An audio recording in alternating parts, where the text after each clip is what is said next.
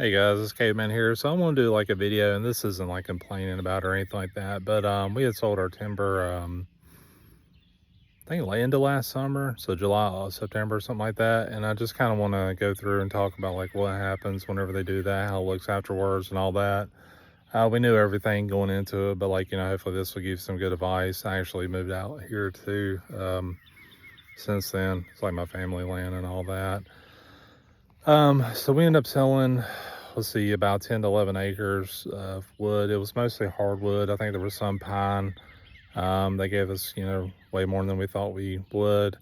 But I just kind of want to show the aftermath. Like, if you're ever interested in selling your timber, and, you know, I will say that, like, to be careful about it, because we had the people that actually did it were really good, but then we had some really sketchy people that were trying to do stuff. Like, we kind of went through multiple quotes and how that works and everything. And, you have to be careful nowadays with anything, signing contracts, having people on your property and all that stuff. So I'm gonna flip the camera around and just kind of show you like the perspective as well. So I'm gonna show that here in just a sec. All right, so this is kind of my view. Like, my home is actually behind here. So we live about 1,000 feet off the road, just a gravel driveway.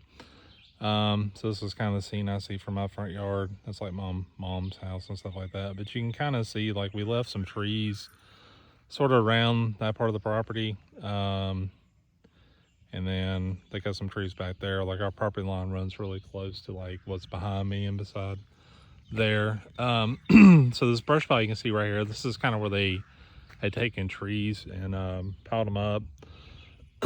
So you can, you can cut it up or burn it or sell it for firewood. I haven't did anything with it yet. It's just been sitting there for almost a year. Not sure what to do with it. So what I'm gonna do is I'm gonna walk across this field and just kind of get a better look. You can kind of see what the ground looks like and everything like that. So that'll be the next part. All right, so I made it across the field and just want to get a closer look at this. Some of this stuff here too is actually some of the trees we had to take down when I, excuse me, built my house. Some bark and some other little pieces here.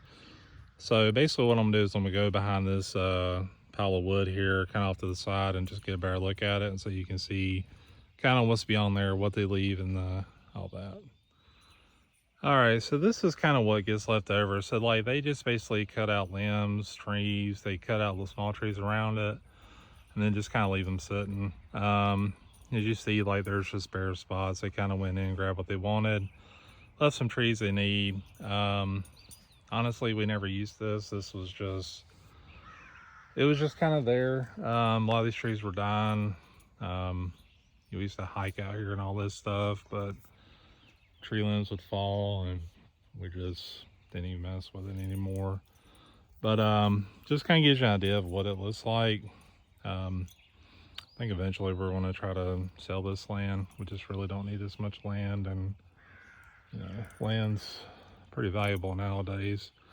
So basically they tell you everything like up front, like, hey, we're going to leave, basically this, as you can see.